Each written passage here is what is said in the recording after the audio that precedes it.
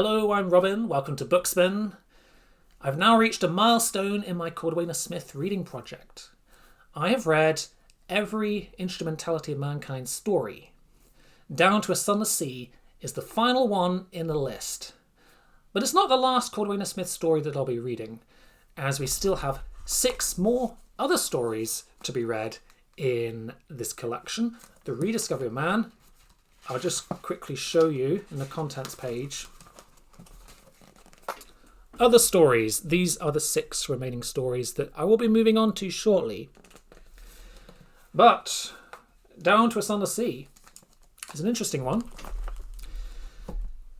This story was unfinished at the time of Cordwainer Smith's death and was completed by his widow, Genevieve Linebarger, before it got published some years later.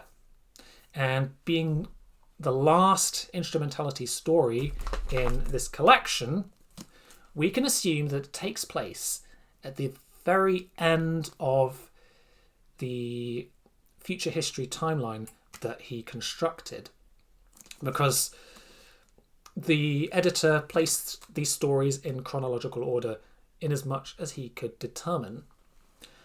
But the thing is, it doesn't appear, the story doesn't appear in the timeline that J.J. Pierce put together in this book in 1975. It's at the back here.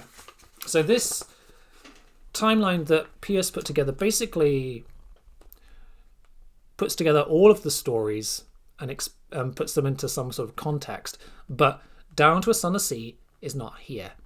And I think that may be because at the time he put this together, this story had yet to be published.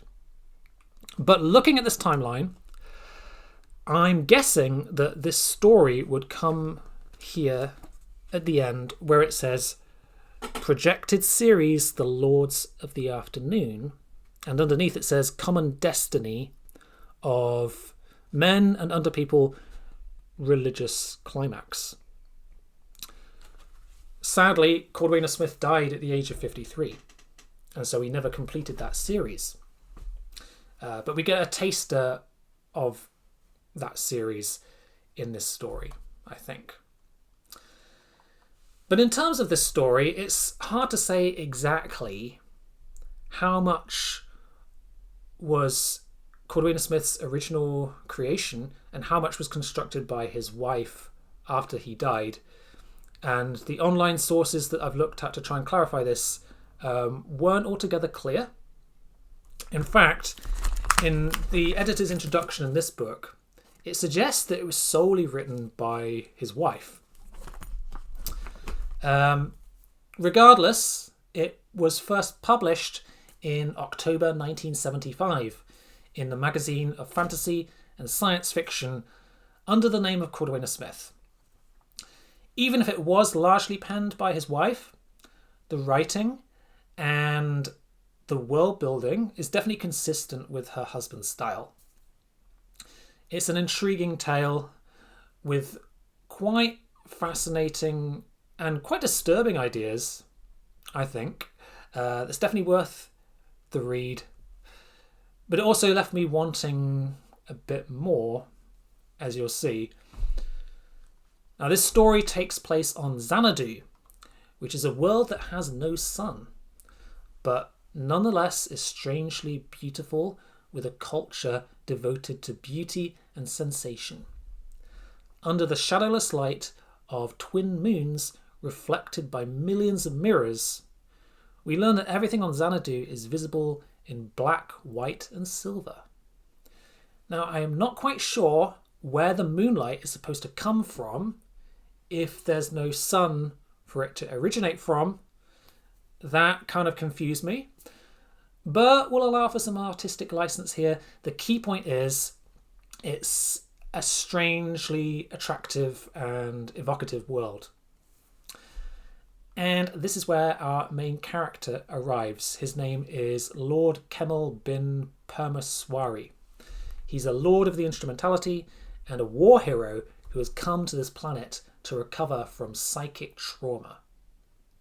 His host on Xanadu is the local governor, Kuat, who is a bit of a shady character, alongside two more agreeable companions, Madhu and Larry. Together, they escort him to the city palace and explore the various wonders and customs that this world has to offer. These include, for example, giant riding cats. Camel is given a saddled cat to ride called Griselda that he grows very attached to. So, we have yet another cat-themed story to add to the Cordwainer Smith list. But gradually, Camel senses that something is not quite right. Unlike other instrumentality worlds, telepathy doesn't work here. There is a planet-wide telepathic shield in effect, which is blocking telepathy. And so that is suspect. What's more, people speak in half-truths. So there's something that they're hiding, or at least that it's suggested that that's the case. Some of the local customs are downright weird as well. And it becomes increasingly clear that the society has a dark secret that outsiders are not supposed to know about. I won't spoil it for you here, but it's pretty horrific. So basically we have a story that starts off as kind of an intriguing and quirky piece of world building, and it kind of evolves into something more like a sci-fi mystery thriller with some horror elements. But I'd like to mention another aspect of the world building, because that's something I found really intriguing about this story. So I've already mentioned the feline mounts, which is pretty cool, but there's another thing. There is this beverage that they serve to Camel in the palace, and it's called Judy, which heightens one's senses in a pleasant way. And it's made from pisang, which is a fruit that is highly toxic in its natural form and only becomes safe to drink after distillation. The thing is, they have a really weird custom on this planet around serving this drink. Just have a look at this bit from the text. I'm going to read a bit for you. You see how this pitcher is made? She took off the lid to demonstrate the division of the pitcher. In one half is Judy. In the other there is pisang, which is identical in taste to Judy, but it is deadly. One cup kills anyone drinking it within Ifunjung. Involuntarily, Camel shuddered. The unit of time she mentioned was so small as to be almost instantaneous. No antidote? None. So this is what the citizens of Xanadu do. They must always remember to pour this drink from the correct spout, but they still keep the pisang poison as a tradition on the other side of the pitcher, just to maintain the excitement of danger within their lives, apparently. But of course, in line with Chekhov's gun, the pisang is foreshadowing something terrible will happen. And if you're wondering what Ifunjung is, I am pretty sure that this is an approximation of the Chinese phrase Ifunjong, which means 1 minute. I've seen Smith do this before. He drops random Chinese phrases into his stories, and I expect he does it with other languages as well. He was famously quite the polyglot. I only recognise this one because I've studied Chinese myself. And of course, Smith had strong connections with China. Anyway, so this story, we've got some very intriguing world building and a dark mystery to uncover. And there's also some quite colourful characters and a plot that ultimately culminates in some rather shocking drama.